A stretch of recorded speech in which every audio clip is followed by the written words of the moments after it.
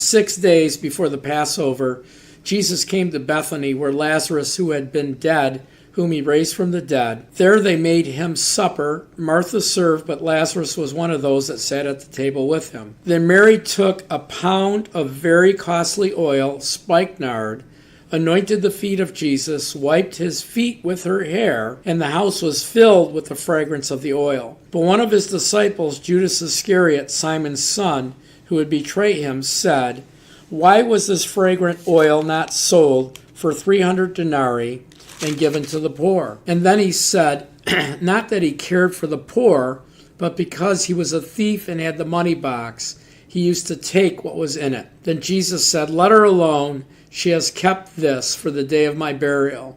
For the poor you will always have with you, but me you will not always have." Very interesting story. I mean, it's 300 denarii would be about 3 years' wages, maybe more. So Mary Bethany is probably one of the most, I think, successful disciples that Jesus had. She really got it. She understood what was going on. She saved this for his burial because he said he was going to die. His disciples, even as he was dying, didn't realize he was going to die. He told them several times. And when Jesus came into Mary and Martha's house, Mary sat at his feet and wanted to hear the word. She knew the word would transform her. Martha complained. And when Lazarus, their brother, died, he was at his feet again. So Mary of Bethany is one of the most faithful, I think, wise disciples that Jesus had. So she breaks this open and anoints his feet because she knows the time is near. Judas says Jesus isn't worth it. That's what he's saying.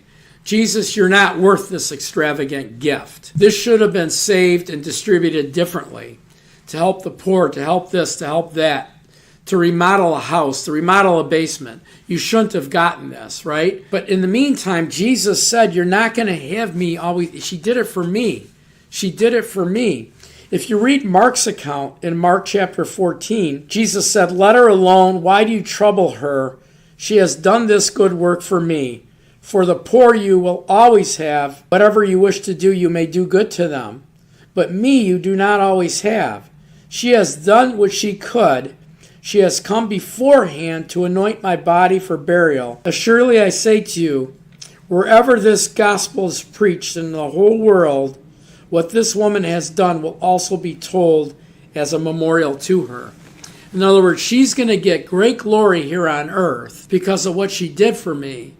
But eternally, she's going to be the person in heaven that did this for my burial. We don't realize that our works follow us into heaven. We don't realize that we're eternal. When we do something here that glorifies God, whether it be sacrificial giving, whether it be extravagant giving, whether it be going through trials and tribulation and holding on to our faith, whatever we may do, this all goes into account in heaven.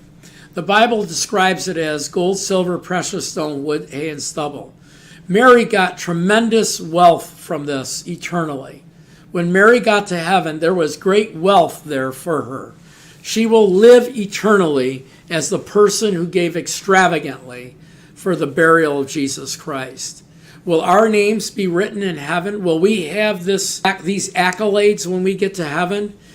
God doesn't forget what we do. He sees everything we do, and he takes account of everything we do. Everything we do will be attributed to us in heaven, whether it's denying ourselves on earth, picking up our cross, and following Jesus. We need to understand that we're eternal. We have the privilege of having the Holy Spirit in us. We need to understand that the Jubilee was done away with after the cross. Every day is a Jubilee for us. Every day is a great day for us. God's our provider. God's our protector. God walks in us. And for that, he deserves our acknowledgement, our gifts, our donations to support his family in his great commission in the earth. So God bless you. Have a great day. If you want to give to us, it's in our description of our teaching, watchersoftruth.com. Become a partner for $25 a month or more and become one of the 400 donors that we're looking for that would give us $25 a month or more to help us continue to teach and build curriculum.